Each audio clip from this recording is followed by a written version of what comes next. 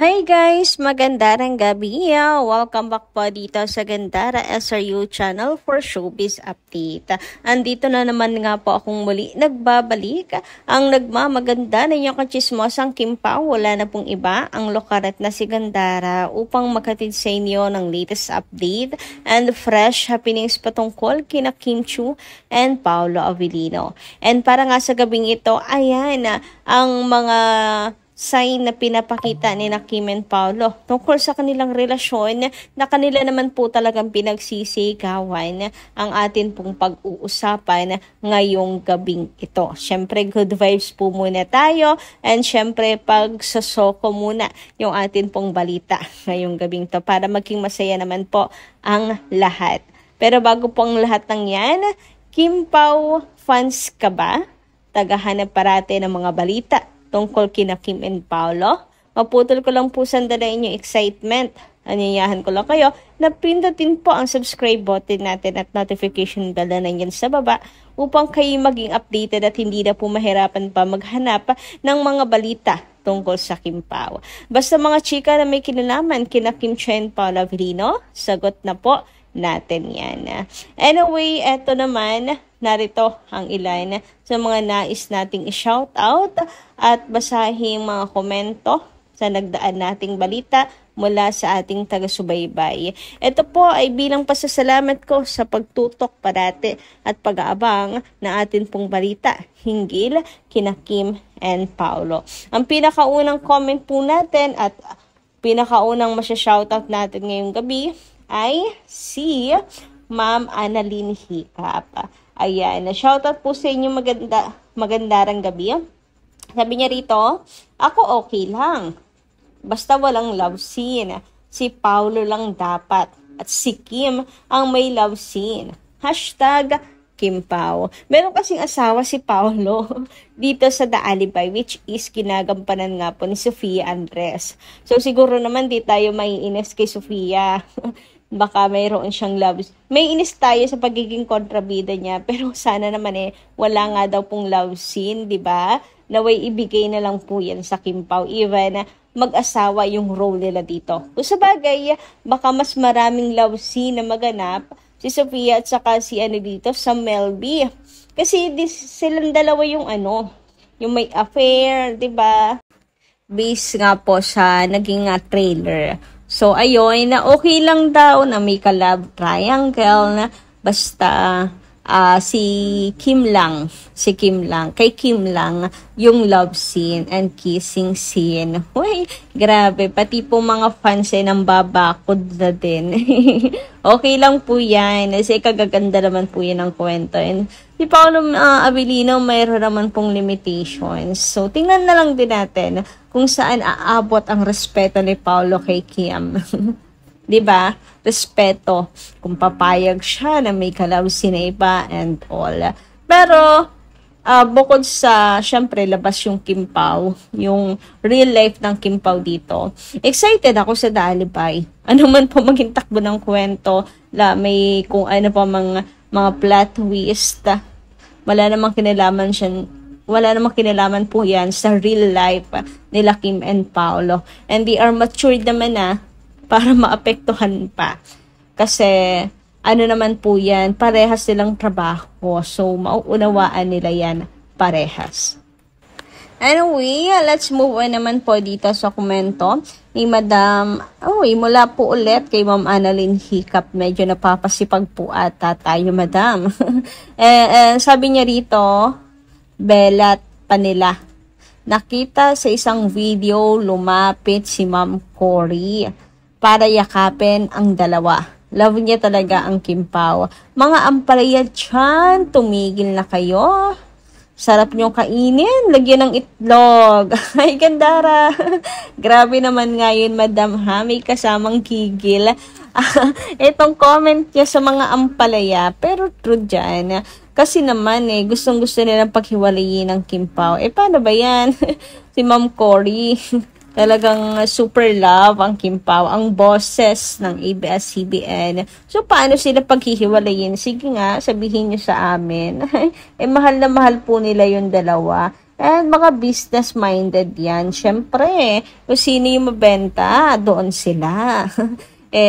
Kayo, lagi, ay, nakayo ko na nga lang pumatol sa mga to. Basta, sorry na lang. Never mangyayari yung gusto ninyo na maghiwalay ang Kim Pao. Even ABS-CBN, hindi po, even mga bosses ng ABS-CBN, hindi yun pahihintulutan na mangyari. And alam nyo, isa sa tawag dito, pinakahadlang sa gusto nyo mangyari, or kalaban pala ninyo, ang pinakakalaban nyo ay ang tadhana. Mahirap kalaban po ang tadhana, wala kayong magagawa dyan. Kahit anong pigil na gawin ninyo. Kahit anong liko ang gawin ninyo. Idedireksyon at idedireksyon yan ng tadhana ang Kim Pao. Mapapagod na lang po talaga kayo. Anyway, ayun naman dito sa komento po ni Ma'am Mila Carillo. Shout out, Madam. Ayan, sabi niya dito, ang saya namin na makita ni Pao at Kim. Masaya ang family Avellino. Madalaw na nila ang anak ng Kim Pao na si Aki. Thank you, Lord. Gabayan mo po ang Kim Pao family Avellino. Kasal na lang ang kulang. Best mine si Aki sa kasal ng Kim Pao. Todo support lang kami hanggang dulo. Iwasang masira ang Kim Pao. Nandito lang kami sa paligid. So, ayan, Madam, about Aki. Di natin alam kung kailan. Pero looking forward tayo na magkasama-sama, magka-banding po ulit yung tatlo. Diba? And isa na rin siguro ako sa tatalon sa sobrang tuwa kapag ka nag-update sila. What if, no, bulagain tayo, mag-post po ng picture yung tatlo. Si Kim, si Paolo, and si Aki in one frame. Sure, yun po yung direct ng pag-amin na pag nagkataon. Yun yung way ng pag-amin sa anumang meron ang Kim Pao. Masasabi ko kaya, pwede nang magpala-join kapag naganap po iyon. Di ba?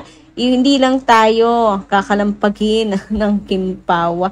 Pati po mundo talaga ng mga nananahimik na mga tao sa Pinas at sa buong sa buong bansa, sa buong mundo ay kakalampagin ng Kim Pao Panigkata na, uy, anong ibig sabihin nito? Ibig sabihin ba nito talagang sila na and all? Malaking usapin din po yan sa social media. Pero knowing them, lalo na si Paolo, of course, as pagkataon niya, ayaw po niya na i-involve sa show business kasi hindi naman nga si Aki artista. Kumbaga anak siya ng artista, pero yung buhay nito dapat private lang, 'di ba? Sa amin pag-usapan naman nga natin ang Kim Pao na workout is life. Ayan, yan po yung hobbies nilang dalawa. Diyan sila na sa nagkakasundo talaga, isa sa bonding nilang dalawa ang pag-workout. And kung mapapansin nyo nga, kung mapapansin niyo, pero ako, napansin ko po yung kanila pong medyas na twinning is winning. Ayan, makikita nyo dito, couple, even po yung socks nila, hindi na lang po sapatos. Marami talaga mga bagay na couple po sila Kim and Paolo at mapapansin mong sabay nilang sinusuot bilang pagsisigawan po ng kanilang relasyon.